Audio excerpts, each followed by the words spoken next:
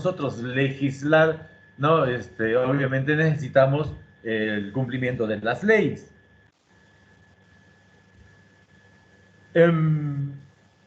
Nuestro medio ambiente, que es también llamada nuestra casa común, viene sufriendo cambios radicales a nivel mundial, o sea, no solo es en el Perú o en nuestras áreas operativas, sino es a nivel mundial.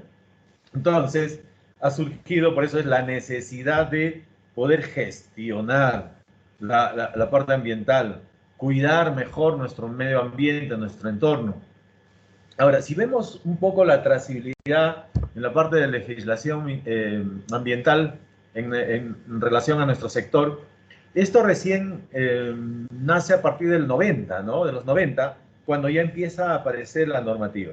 Entonces, a partir de la década del 90, ya empezamos a considerar inclusive en nuestra ley minera, en nuestra ley general de minería, ya se considera la parte ambiental, el cuidado de nuestro medio ambiente, donde tenemos también el Código del Medio Ambiente. A partir de los 90 comenzamos recién con la legislación ambiental. A ver, el que tiene el audio activado,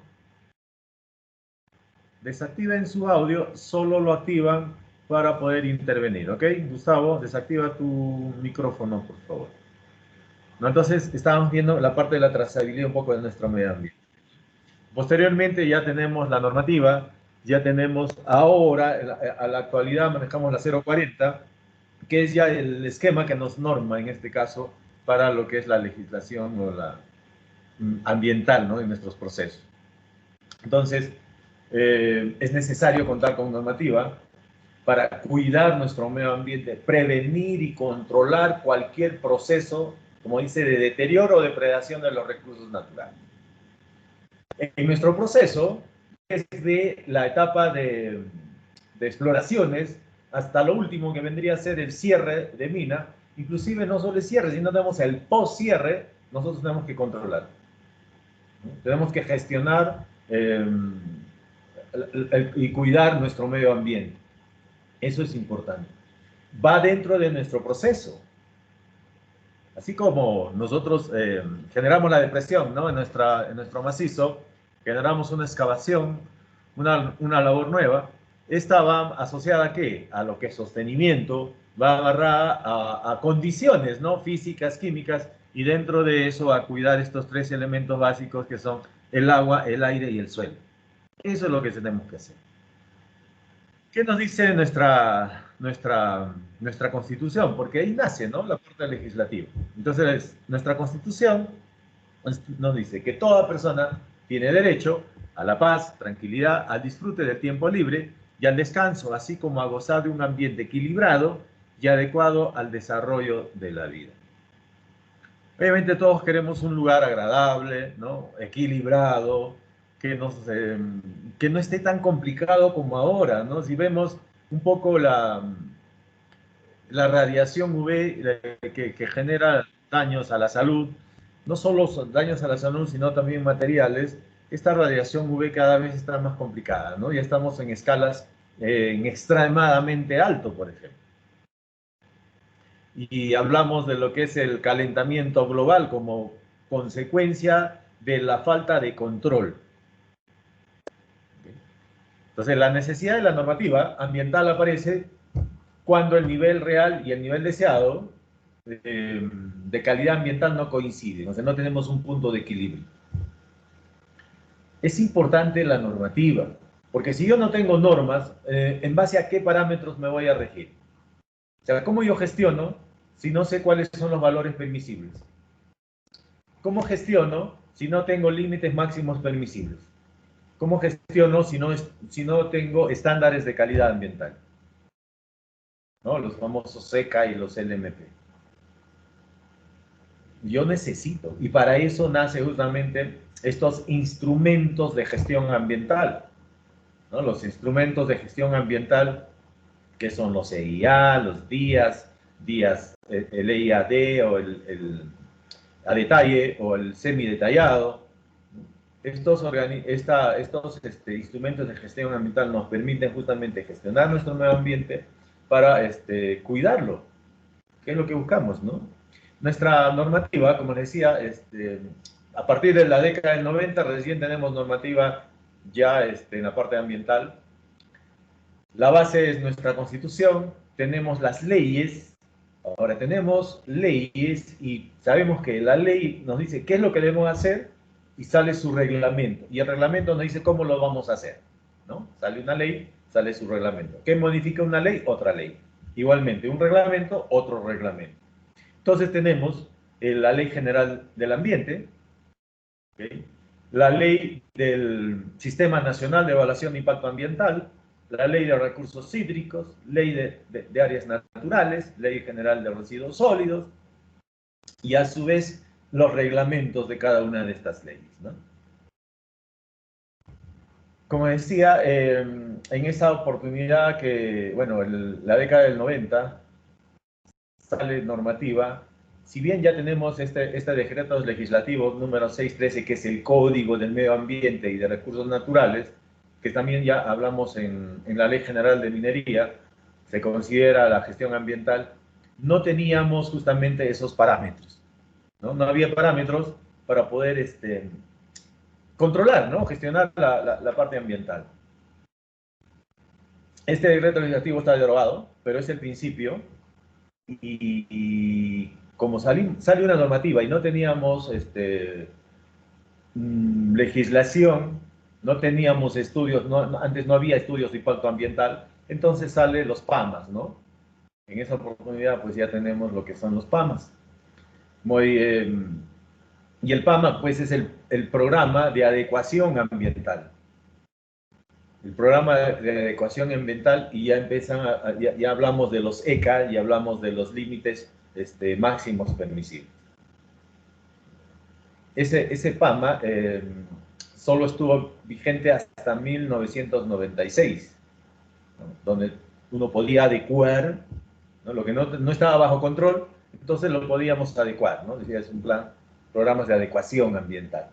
Entonces, a posteriores del 93, donde teníamos la 01693, este reglamento derogado, ya tenemos el 96, son lo que son los límites máximos permisibles, que están modificados en el 2010, ya tenemos presencia de la normativa.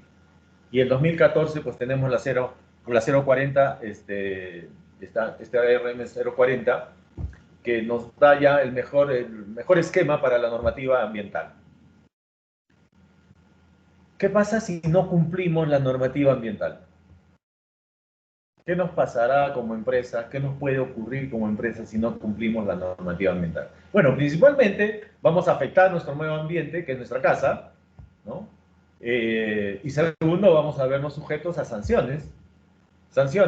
Y las sanciones económicas, bueno, administrativas, económicas que pueden generar, están basadas en UITs, ¿no? Y la UIT en este momento, para este año, está en 4.400.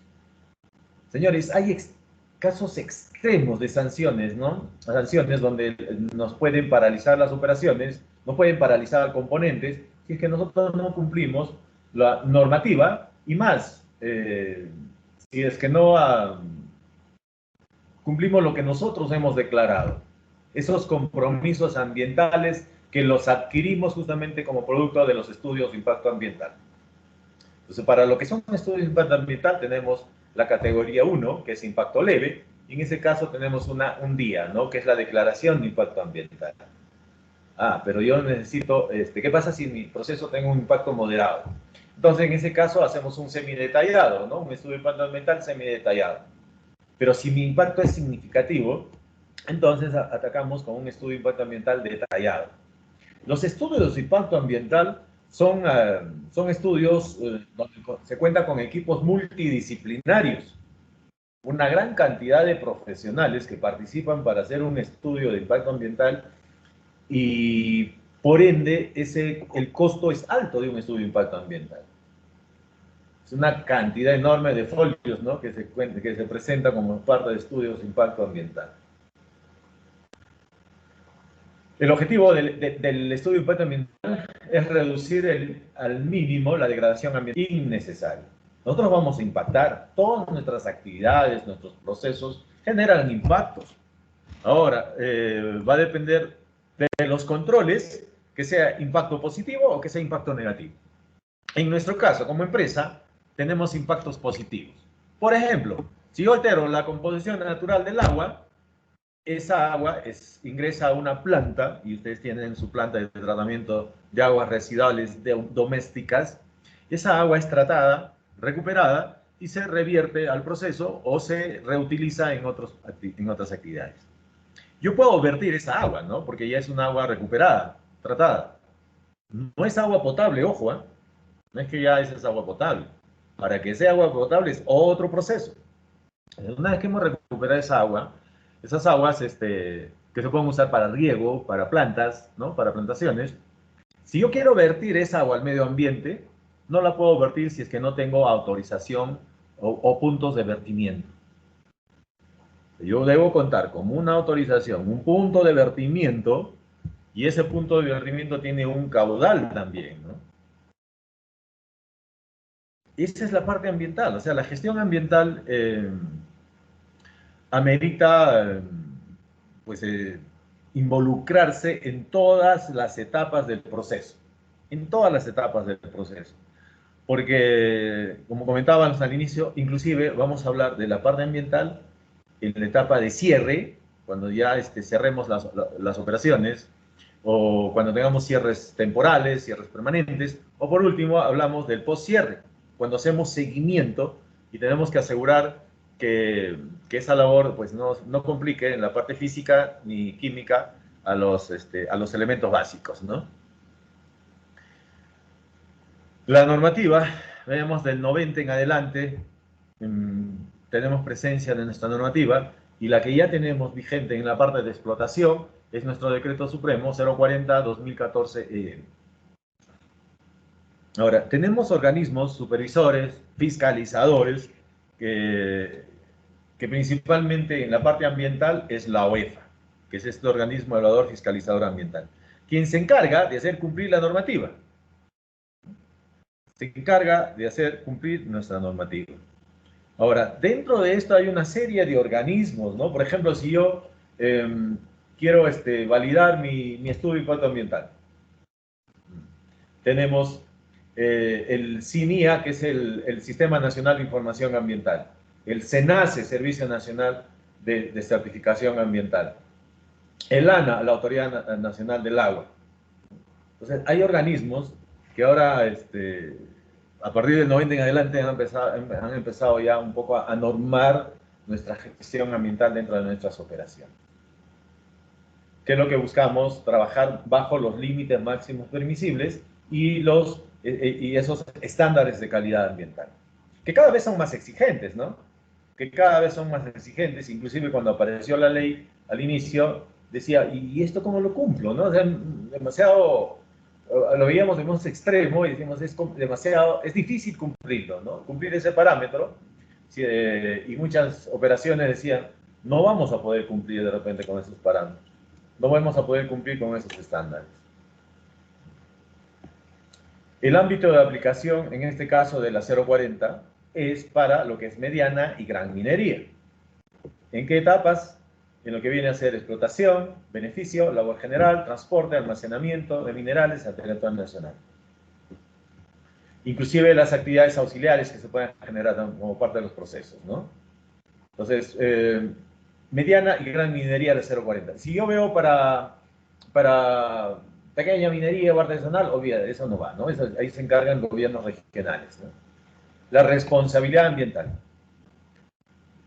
El titular minero es responsable por emisiones, efluentes, vertimientos, residuos sólidos, ruido, vibración y cualquier otro aspecto de sus operaciones. Esos aspectos ambientales, ¿no? Cualquier aspecto ambiental que se podría generar. Entonces, el titular minero es responsable y por ende tiene la obligación de gestionar en la parte ambiental. Para eso cumple la normativa. Para eso está la normativa. Lo que hablamos, ¿no? Los estándares, los límites máximos permisibles, ¿no? Esos impactos y riesgos que excedan esos valores o que afecten el estándar de calidad ambiental. El titular minero tiene que adoptar medidas de prevención, control, mitigación, recuperación, rehabilitación o compensación en términos ambientales. Hablamos del cierre y poscierre. El cierre es cuando ya nosotros revertimos, ¿no? El área disturbada, y el poscierre es cuando hacemos monitoreo, ¿no? O sea, hacemos un monitoreo con el objetivo de minimizar los impactos ambientales. ¿Qué pasa? El agua va a seguir presente, ¿no? Entonces, esa agua en contacto con material, por ejemplo, puede generar aguas ácidas, y esas aguas ácidas tienen que ser tratadas. ¿Y hasta cuándo? Hasta que se mantengan dentro de la línea base, ¿no? Nosotros cuando iniciamos operaciones establecemos una línea base. Y esa línea base es decir, esta agua tiene esta característica, ¿no? Este suelo tiene esta característica, este aire tiene esta característica. Entonces, cuando nosotros vamos a cerrar las operaciones, tenemos que buscar llegar a esas mismas características. ¿Qué te dice cierre de mina? Tienes que dejar las operaciones o esas áreas disturbadas de igual o mejor como la encontraste. Entonces, dependiendo de las actividades, nosotros podemos tener un estudio de impacto ambiental detallado o un estudio de impacto ambiental semi-detallado. Los estudios de impacto ambiental, como les comentaba, es donde participan equipos multidisciplinarios, se necesita tiempo, involucrarse, vemos inclusive áreas de recursos humanos involucradas, bienestar social, porque tienes que tener una buena comunicación con las comunidades. Y ahí viene la parte de la consulta, ¿no? La consulta, la participación ciudadana. Se involucra la participación ciudadana. Es todo un proceso para lograr, obviamente, la venia de la comunidad.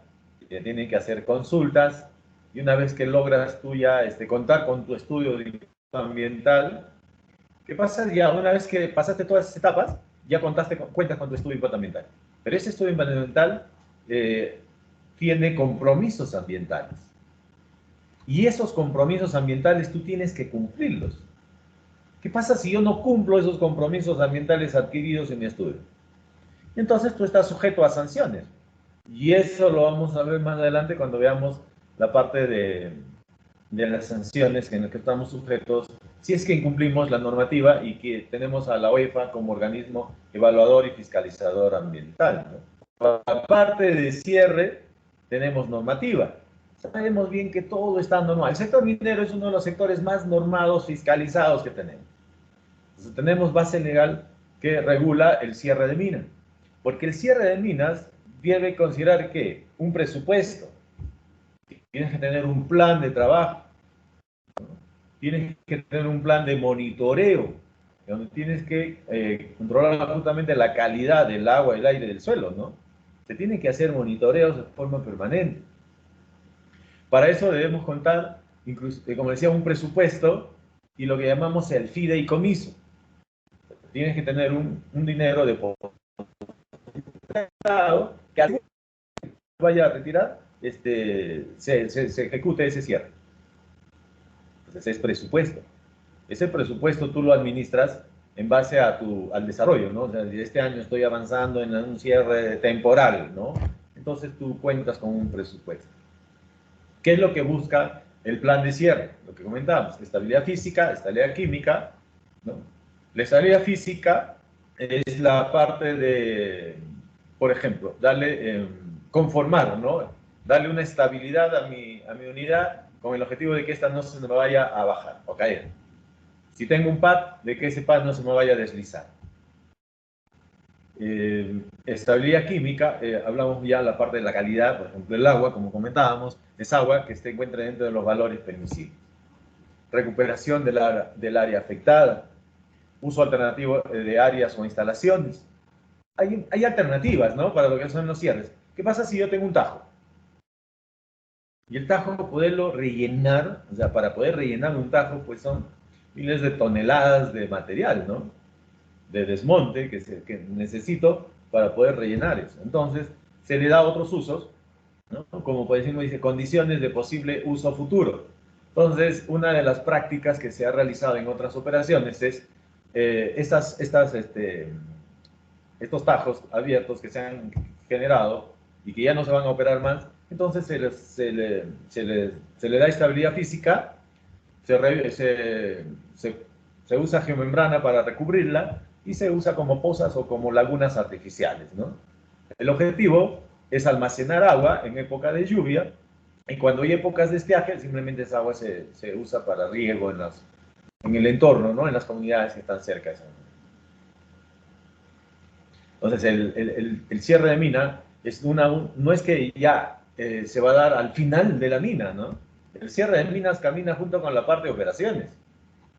Porque yo tengo que asegurar de contar con material para cierre, material oxidado para encapsular de repente material que genera acidez. Debo contar con material orgánico, que es el topsoil, ¿no? Esa primera capa que se extrae del cerrito, ese topsoil se tiene que almacenar, ¿para qué? Para el momento en que se cierra y tenemos que hacer la revegetación, entonces usemos ese material orgánico. Y tiene características, ¿eh? Tú en tu plan has establecido cuántos centímetros de topsoil debes contar. ¿Qué pasa si no almacené este material orgánico al inicio? Porque muchas veces pasa eso, ¿no? Las operaciones tienen años operando, ¿no? Y no se almacenó, pues, ese topsoil. Entonces vas a tener que comprar topsoil. Y ahí va tus costos. Ahí se incrementan los costos. Igual, o sea, tú tienes que hacer, porque esa es la norma, ¿no? La norma dice que tú tienes que hacer eso y tienes que hacerlo. Entonces, el estudio de impacto ambiental, ¿no? El plan de cierre de minas, pues incluye un presupuesto, un cronograma y contar con lo que, como decía, el fideicomiso o lo que es la garantía financiera. Y obviamente el recurso humano, ¿no? Pues necesitamos recurso humano capacitado, especializado en cierre de minas, ¿no? Tenemos que hacer un cierre de minas, pero con personal capacitado, porque ellos conocen qué tipo de plantaciones, cuáles son las condiciones físicas y químicas que queremos dar a esa labor. Y estamos sujetos a supervisiones, fiscalizaciones. Debemos asegurar que ese cierre de minas va a funcionar. Se logra recuperar o se logra revertir al ecosistema aproximadamente entre 5 y 7 años de monitoreo. 5 o 7 años, tú logras, digamos, recuperar o revertir esa labor distribuida. Por ejemplo, una pila. Ahora, si fuese en las otras operaciones que se cuentan en Shawindo, en la arena, ¿qué es lo que tienen que hacer? Tienen que lavar los pads. Los pads que han sido lixiviados, por ejemplo, estos han sido regados con solución cianurada. ¿Estos pads qué tienen que hacer? Tienen que lavarlos. Y eso es la parte del cierre. Se tienen que lavar. ¿Cuántos años? Más o menos entre 5 años es que más o menos ya empieza a salir el agua estable, ¿no? Dentro de los valores permisibles. Entonces tienes que lavar esos pads. Y eso es la etapa de post-cierre. Post-cierre. Tenemos la Autoridad Nacional del Agua, que le llamamos a los dueños del agua, que nos autorizan, por ejemplo, para lo que es el uso del agua, permisos de uso de agua, autorización de usos de agua. Se hacen monitoreos participativos también con las autoridades o los representantes de la Autoridad Nacional del Agua, donde participan las comunidades, ¿no? Esos monitoreos participativos, el cual se toma contramuestras. La Autoridad Nacional del Agua sale, ¿no?, con sus especialistas para tomar muestras y nosotros como empresa tomamos la contramuestra, ¿no? Para pues, obviamente debe estar dentro de los mismos valores, ¿no? Pueden usar laboratorios diferentes, inclusive. Entonces, ¿qué contamos? ¿Qué nos brinda la Autoridad Nacional del Agua? Pues licencia de uso de agua, ¿ok? Nos asigna un punto de captación de agua. ¿Cuál es el uso? El volumen anual máximo que vamos a utilizar, debemos contar con un punto de vertimiento. Eso es lo que comentábamos, ¿no? Yo debo contar con un punto de vertimiento. Okay. Ese punto de vertimiento está en base a las características del agua y más, debe contarse el flujo, ¿no? ¿Cuál es el flujo que voy a vertir en ese punto? Ahí se miden todo lo que son los parámetros de calidad. Ahora, ¿puedo reusar el agua en las aguas residuales? Sí, esas aguas residuales van a ingresar a un proceso, van a una planta de tratamiento de aguas residuales domésticas. Entonces, se recupera esas aguas y esas aguas tienen, son de uso agrícola, ¿no? Esos usos de agua, uso agrícola nos sirven para riego de áreas verdes, para poder, ¿qué pasa si nosotros tenemos que regar nuestras vías, por ejemplo? Vías que se han hecho mantenimiento y generan polvo. Entonces necesitamos regar con agua, con cisternas. Entonces usamos esas aguas, ¿no?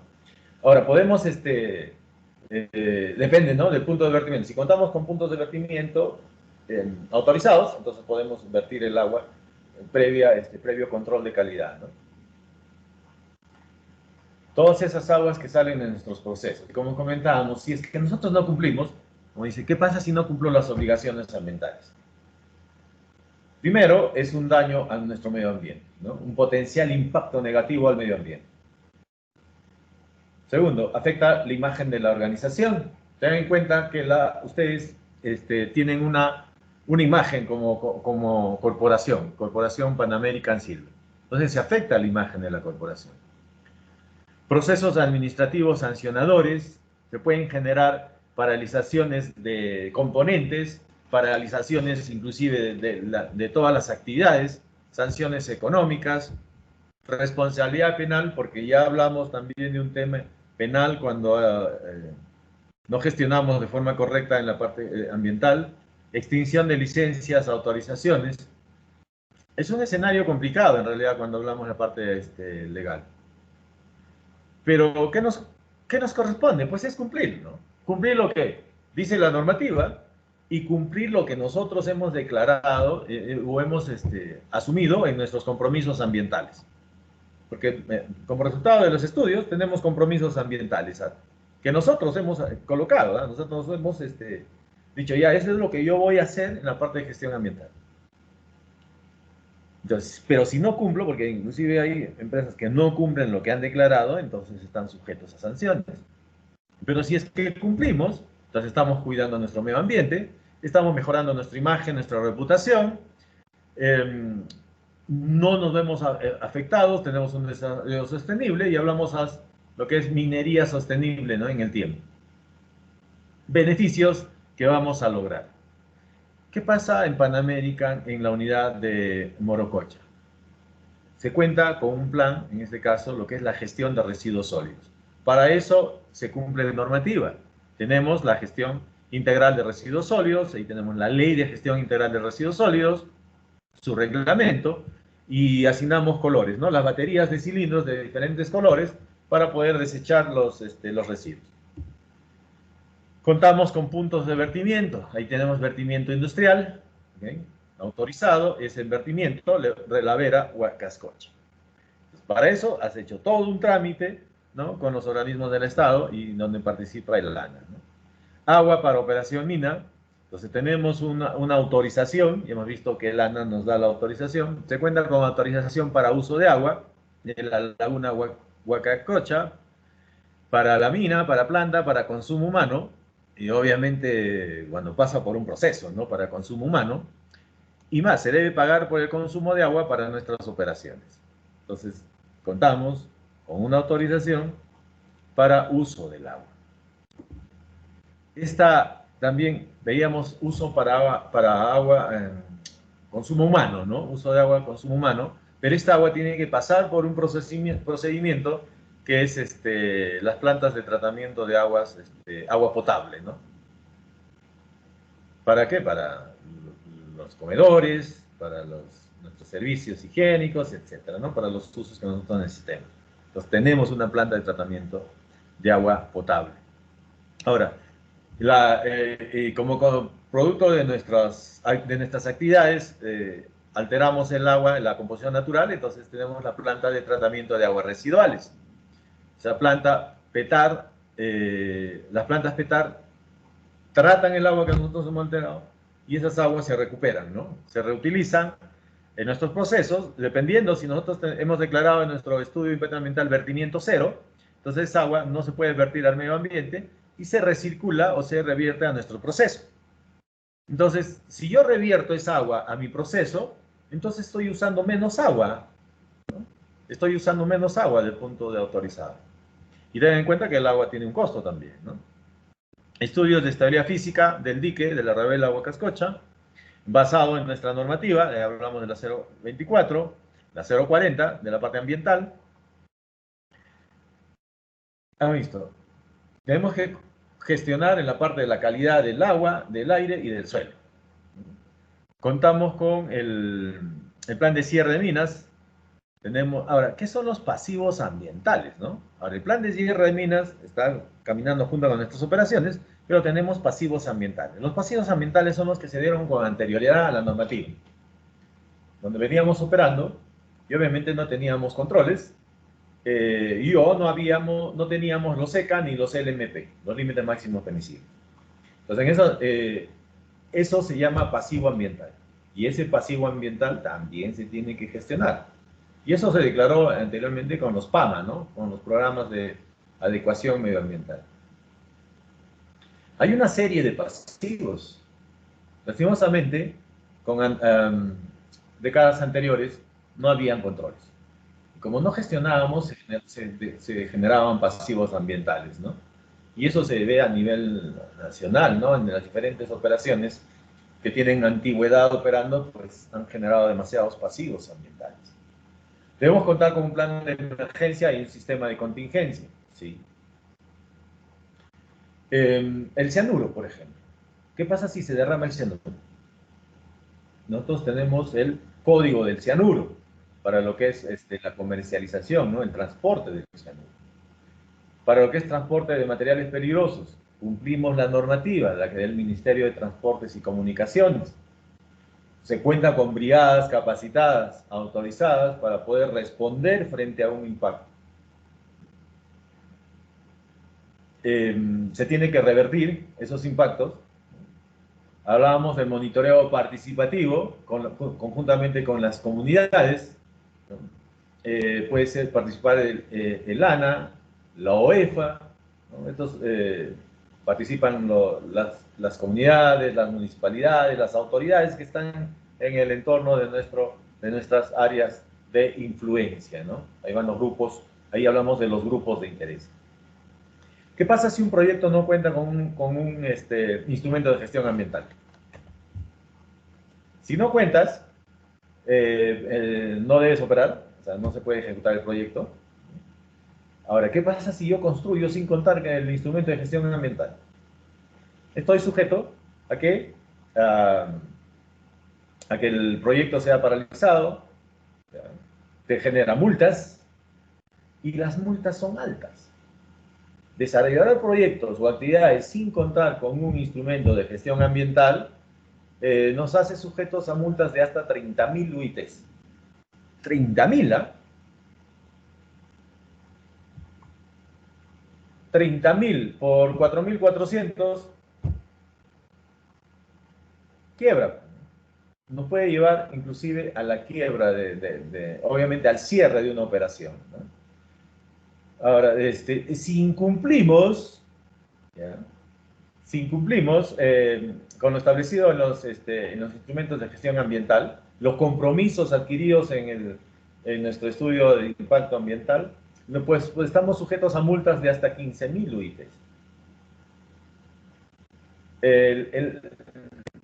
La OEFA, este organismo evaluador fiscalizador ambiental, es uno de los organismos mucho más, que van así, son mucho más radicales, bien pegados a la letra en realidad.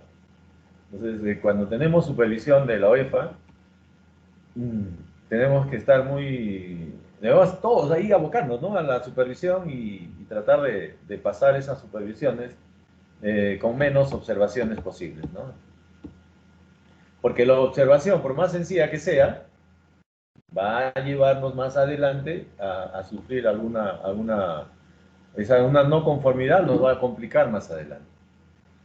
Pan American Silver cuenta con un procedimiento corporativo que para lo que es gestión de instrumentos de gestión ambiental.